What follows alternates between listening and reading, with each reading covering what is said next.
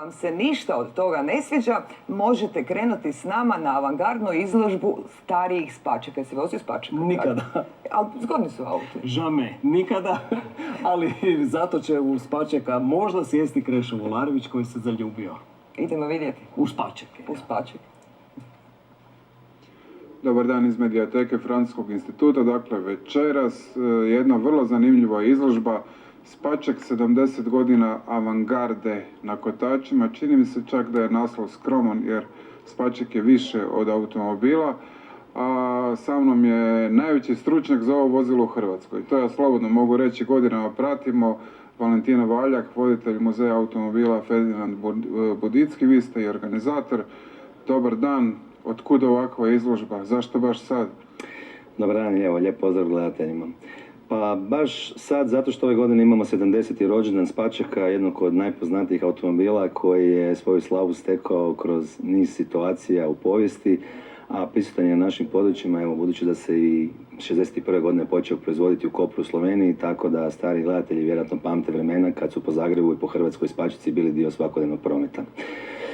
Vi ste se zaljubili u Spaček, znam tu priču još od prije, zašto?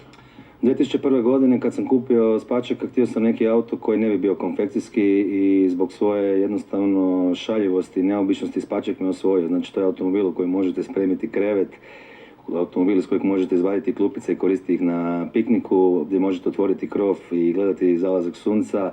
Spaček je produženo djetinjstvo, Spaček je jedna velika igračka koja vam ne dozvoljava da odrastete i zahvaljujući Spačeku preputovao sam zemlje na način na koji sigurno ne bi doživio da sam putovao vlakom ili išao nekim drugim sredstvom.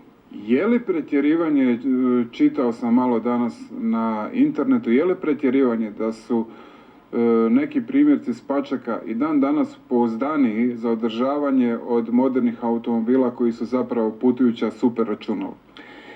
Kada je Spaček promoviran 1948. na Pariškom salonu automobila, njegov prvi reklamni slogan je bio ono čega nema, to se ne može ni pokvariti. Radi se o asketskom autu, jednostavnosti, radi se o automobilu koji se motor vadi sa ključem za bicikle, sa 20 šarafa, vraćate ga unutra, drugi za 2,5 sata i zbog toga je Spaček postao najnomadskiji auto u povijesti. Danas i kao i prije 70 godina Spačekisti putuju po svijetu. Nema pustinje, nema kontinenta, nema planine gdje Spaček nije bio.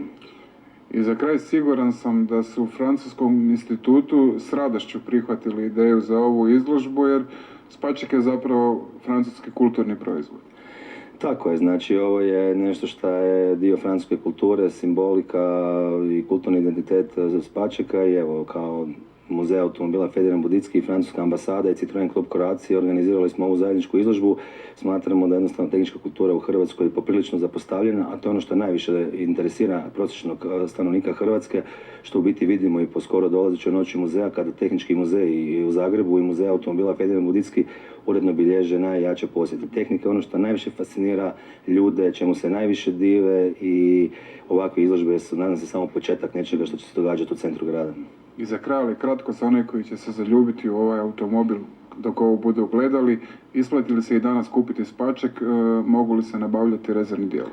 Danas se Spaček proizvodi u malim manufakturama u Europi, kompletni dijelovi se mogu kupiti preko interneta. Da li se isplati, možda najbolje govori podatak, recimo da je ovaj Spaček prije 20 godina koštao 4.000 eura, a danas košta 6.000 eura, znači na njemu ne gubite, na njemu samo dobivate, dok novi auti su krediti i problemi. Što ste rekli, hvala vam lijepa. Eto, poštovani gledatelji, ukoliko želite provjeriti sve ovo o čemu smo govorili, izložba Spaček traje do 12. veljače. Lijep pozdrav iz Medijateke. Zdravo.